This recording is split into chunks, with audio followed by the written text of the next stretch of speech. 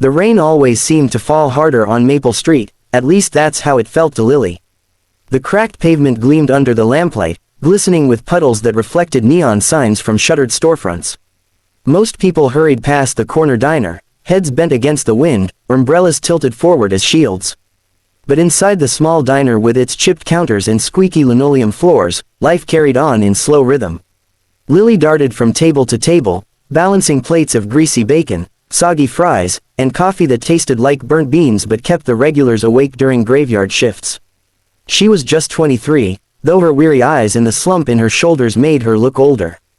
Life had not been gentle with her.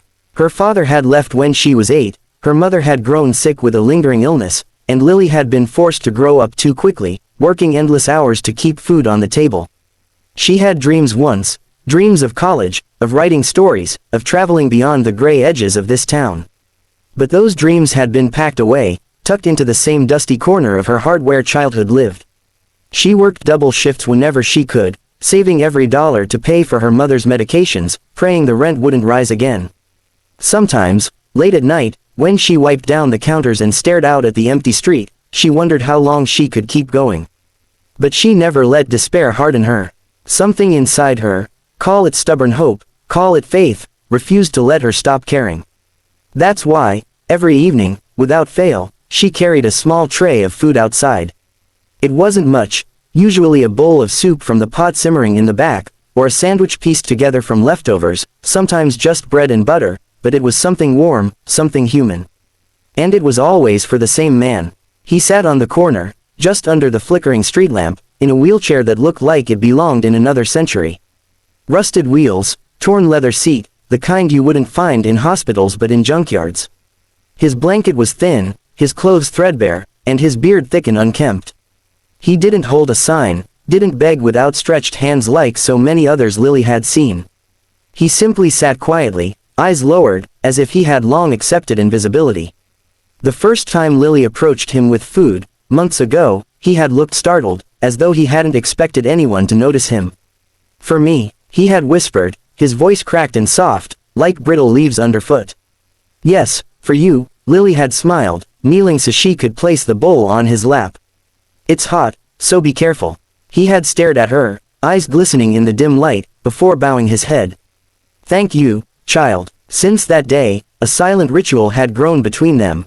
Every evening she came out, no matter how exhausted she was, no matter how heavy the tray felt in her hands. He never asked, never demanded, never looked at her with the entitled hunger she had sometimes seen in others. He only accepted quietly, whispering his thanks. Most people ignored him, some laughed. Drunken teenagers had once thrown empty bottles at his feet. Businessmen in suits walked past without a glance. Mothers tugged their children closer, as though poverty were contagious. Lily hated those moments, hated how invisible he seemed to the world. But she refused to be like the others.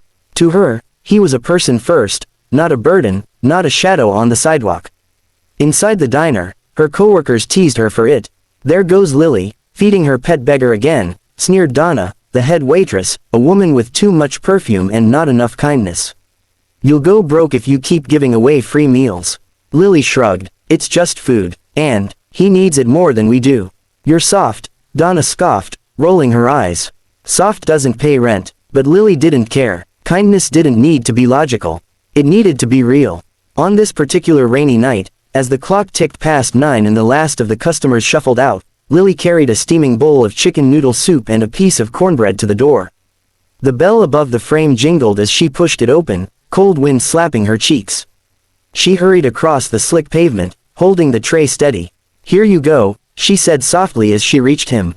He looked up, his face illuminated by the dim glow of the street lamp. His eyes were gray, stormy like the sky, but kind. "Thank you," he whispered again, voice trembling. His hands, rough and scarred, reached for the bowl, cradling it as though it were a treasure. Lily lingered for a moment, watching as he lifted the spoon slowly, carefully, savoring each bite. She wondered about him sometimes, who he had been, what had brought him here, how long he had lived in this corner of forgotten streets. She wanted to ask, but something always stopped her. Maybe it was respect, maybe it was fear of prying into wounds too deep. "Do you have anywhere to go when it gets cold?" she asked one evening, unable to hold back the question. He looked at her for a long time, then smiled faintly. The cold doesn't bother me much anymore.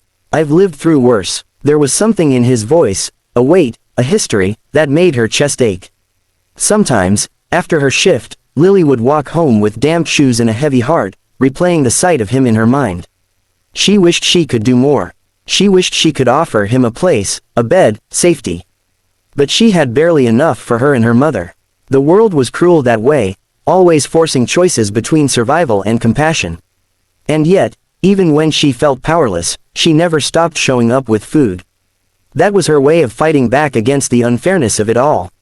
One night, as she was setting the bowl on his lap, a group of teenagers passed by, laughing too loudly, their jackets pulled tight against the drizzle. One of them, a tall boy with a sneer on his lips, pointed at the old man. "Look at that loser," he said to his friends. "Sitting there like trash." Another boy chuckled. "Hey, sweetheart," he called to Lily. "You his girlfriend or something? Feeding your man." Heat rose to Lily's cheeks. She clenched her fists but forced her voice steady. "Leave him alone." The boys laughed louder. "Ah, come on. Don't waste your pretty face on a cripple. He's not worth it." Before Lily could retort, the old man lifted his head, his voice calm but firm. "Respect costs you nothing, boys. But it reveals everything about who you are." The laughter faltered. The teenagers exchanged glances, suddenly uncomfortable, before muttering curses and walking away. Lily exhaled shakily, turning back to him. "Thank you," she murmured. He smiled faintly, shaking his head. "You stood up for me first. That's rare, child, rare indeed." She didn't know why his words lingered so deeply in her heart, but they did. The months went on, seasons shifting from autumn rain to winter frost. Still, Lily came every day. Still, he sat waiting, as if knowing she would arrive. Each time, he whispered the same two words, "Thank you." And though her life remained hard, though her days blurred into long shifts and restless nights, Lily found a strange comfort in those moments. She had no idea that beneath the ragged clothes, beneath the quiet humility, lay a secret so extraordinary it would turn her world upside down. But for now, all she knew was this: kindness made her feel human in a world that too often forgot what humanity meant. And, somewhere deep in the old man's eyes, hidden behind gratitude and mystery, something stirred, something he wasn't ready to reveal yet. Because one day, when the time was right, he would look at her and say the words that would shatter everything she thought she knew: "I am a billionaire."